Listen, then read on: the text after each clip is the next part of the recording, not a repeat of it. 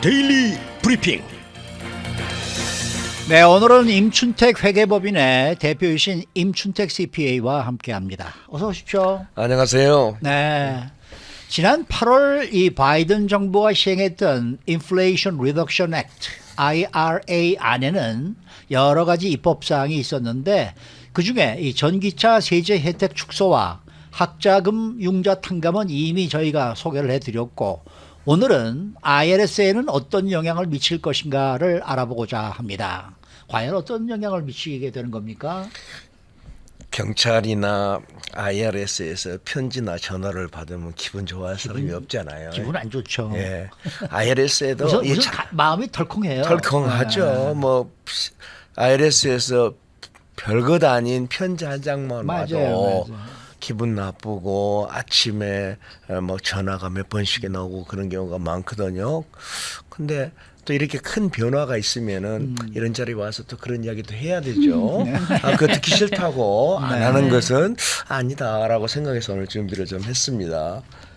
지난번에 말씀드렸다시피 뭐 일렉트로닉 비에이클이랄지 뭐 법인세 인상이랄지 스튜던트 론 탕감은 이미 말씀드렸고, 그다음에 IRS에서는 과연 얼마나 많은 영향을 줄 것인가 하는 것은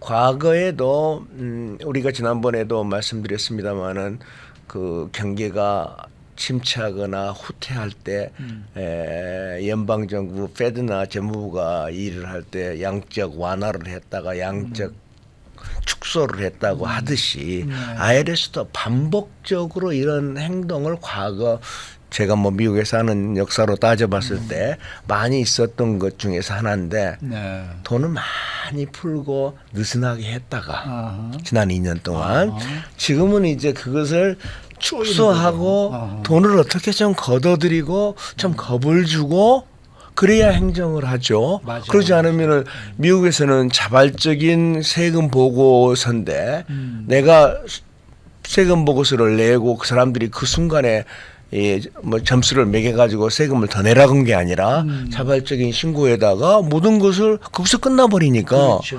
뭐 어떻게 하는 방법이 최고의 방법이냐면은 샘플로 감사를 해서 모든 국민이 알 수 있게끔 뭐 잘못했더니 어떤 문제가 생겼다더라.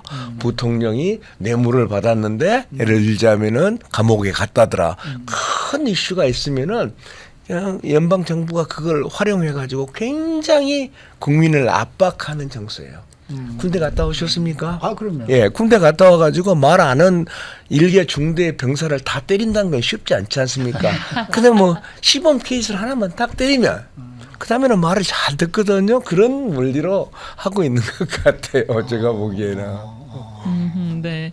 그 월스트리트 저널이 이런 표현을 했어요. Go to beast mode라고 했거든요. 그러면은 국세청이 막 납세자들을 막 야수나 맹수처럼 따라다닌다, 뭐 그런 의미인가요?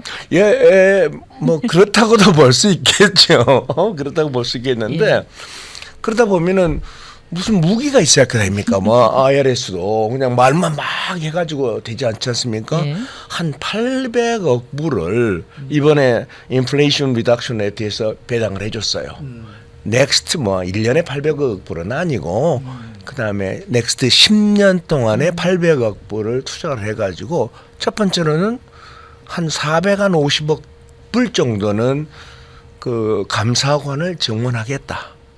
두 번째로는 많은 경비를 투자해가지고 컴퓨터를 업그레이드 하겠다. 근데 가장 그 컴퓨터 업그레이드하는 이슈 중에서 저희들이 좀 컨선이 많은 것은 앞으로는 인공지능을 통해서 어마어마한 돈을 투자를 하면은 과거는 수작업으로 하고 수작업으로 셀렉션 해가지고 감사원이 나가지고 이야기하는 것보다 내가 과거 30년 동안 텍스 리턴 하면은 인공지능이 30년간 텍스 리턴을 다 리뷰를 해서 이 사람의 과거의 패턴을 볼 수 있지 않습니까? 집이 있다가 집이 없어져 버리고 뭐 집이 세 채 있다가 지금은 하나도 없고 그건 파는 것에 대한 소득세 보고는 하나도 안 해버렸고 하는 것을 20년 동안을 분석을 해버려 가지고 감사자 이 사람이 의심스러워. 너 가서 감사 좀 해.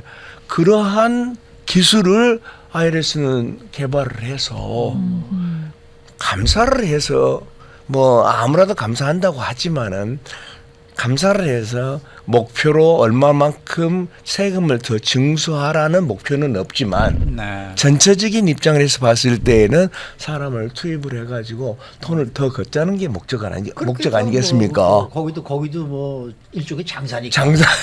장사라는 표현이 좀 그렇습니다만은 뭐 그러다 보니까 어떻게 하면 더 많은 돈을 할 수 있냐면은 먼저 선정할 때 의심스러운 사람을 제일 많이 선정을 해야 되겠죠. 그렇겠죠. 혹시 그 월급쟁이 하시는 분들은 뭐 들어가서 봐야 무엇을 가져올 수 있겠어요.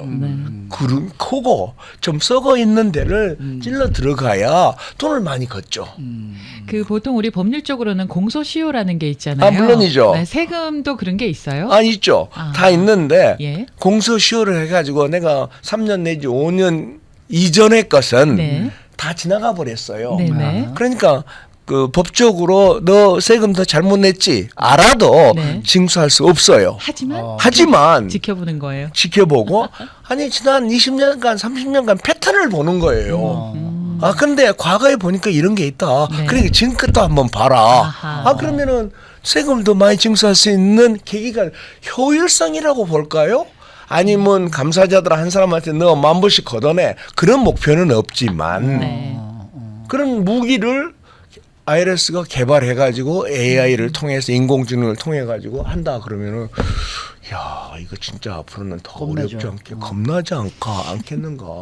아 옛날이라고 자꾸 말씀을 드렸을 겁니다만은 예전에는 왜 우리가 납세 자료를 7년간 보관해야 된다 그러지 예, 않습니까? 지금도 마찬가지고 그리고 또 중요한 문서 집을 20년 전에 샀다. 아 그러니까 공소시효가 지나가 버렸으니까 그냥 집어 던진다. 그런 건 있을 수가 없죠. 네. 그럼 오래돼 가지고 보관한 것들은 보관을 의무가 있죠.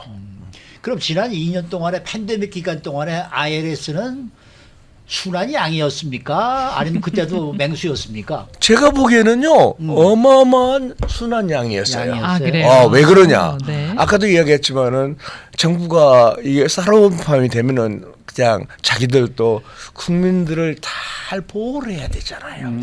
보호하고 나중에 살이 쪘을 때 그 표현이 그렇습니다만은 그렇게 하듯이 네.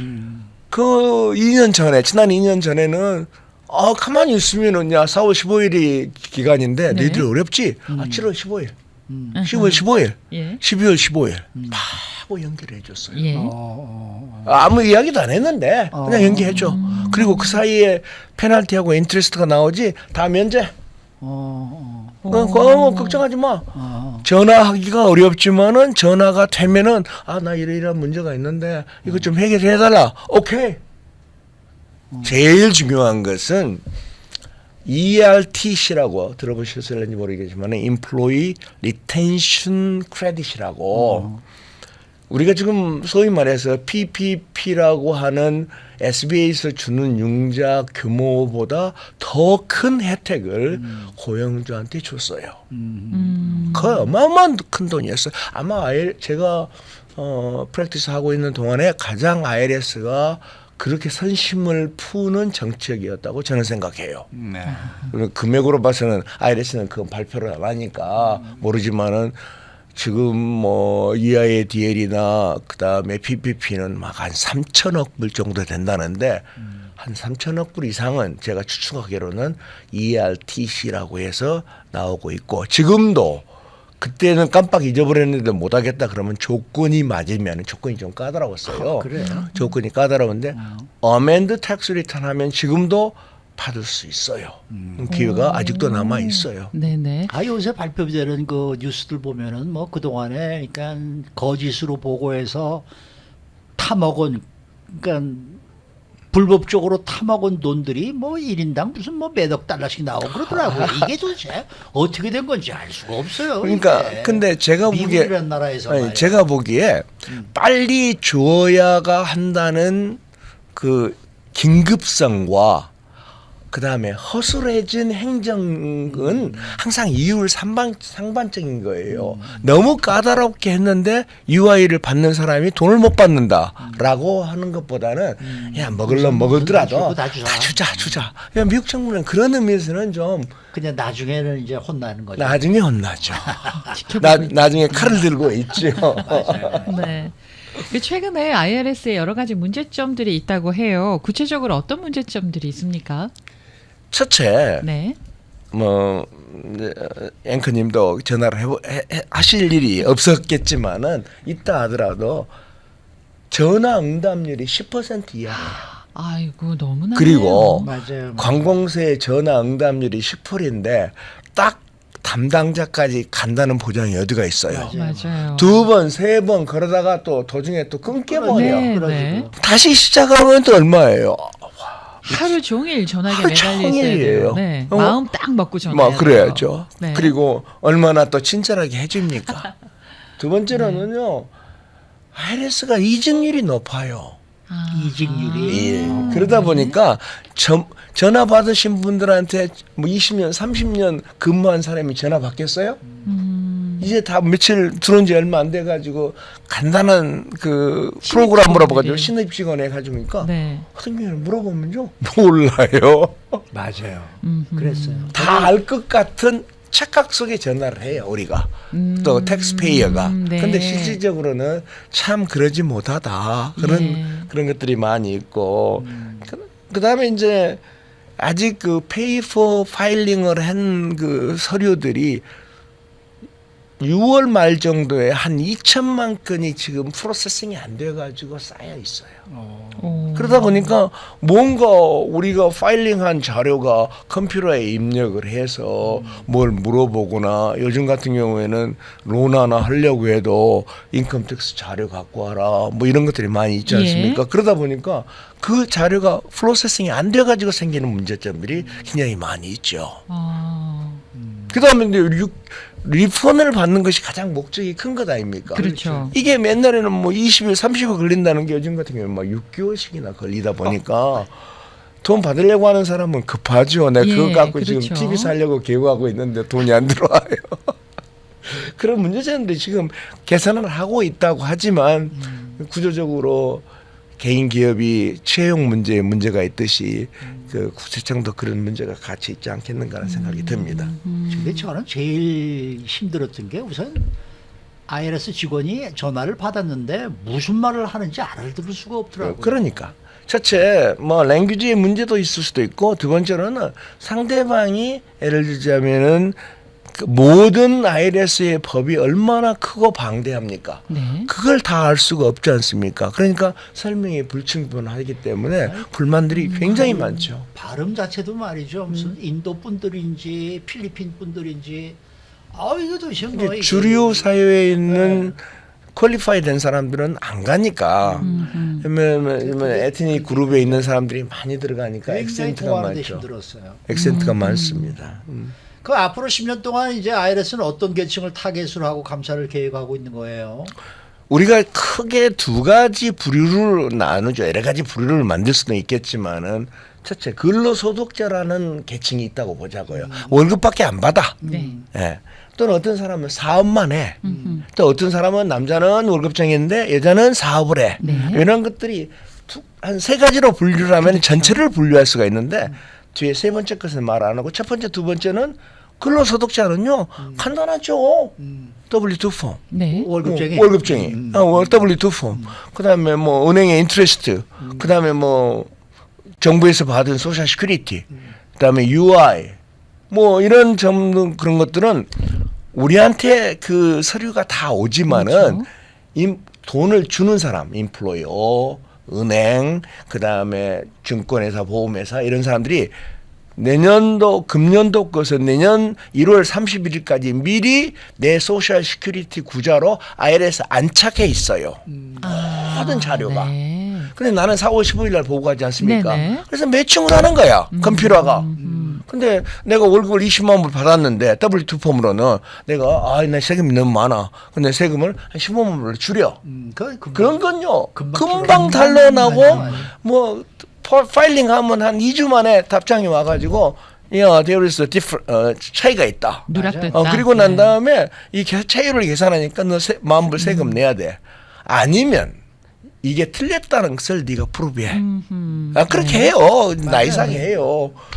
그런 사람들은 세금 확률이 낮아요. 그런 사람들은 해봐야 막 그것을 다 출연해 버리니까 뭐 월급쟁이 하시는 분들은 뭐 한 50년을 하시더라도 뭐 한 번도 세금 감사를 안 받을 가능성이 많아요. 근데 그것에 비해서 두 번째로는 사업 소득을 하는 분들이에요. 맞아요. 소득을 순이익을 누가 계산해요? 본인이 계산하죠. 하잖아요. 네. 본인이 계산하거나 세무 전형 상담가가 도와줘서 같이 하잖아요. 그런데 순이익은 총 수입에서 지출을 빼고 순이익이 나오지 않습니까? 총 수익이라는 것은 누구나 마찬가지로 참 줄이고 싶어. 어떻게 하면 좀 줄일까? 지출은 아닌 것도 좀 더 끼워 넣고 싶어. 네. 그게 그러니까 사람 마음이죠. 그게 마음이죠. 뭐 나만 뭐 미국 사람은 그래 안 하나? 네. 다 똑같아요. 그러다 보니까 그 루프홀을 IRS는 모릅니까? 알죠. 그러면은 어떻게 공격을 해야 돼? 그러니까 이 사업 소득자의 감사를 올릴 수밖에 없어요. 그러다 보니까 뭐 자영업자들, 그다음에 내가 1099 받으신 분들, 에스코퍼레이션 관계, 스케줄 C, 그다음에 파트너십 이런 것들은 자기가 해야 되는 것들이고 거기에는 참 약간의 그 공격을 하면은 좀 문제점이 있을 수 있다라고 보기 때문에 네, 그쪽은 네. 굉장히 확률이 높다 그렇게 생각을 합니다. 네. 이 회계사님 제 스타일입니다. 아주 재밌습니다라고 댓글 달아주시고 계십니다. 오늘 말씀 잘 들었습니다. 네, 감사합니다. 네, 지금까지 임춘택 회계법인의 대표이신 임춘택 CPA와 함께했습니다.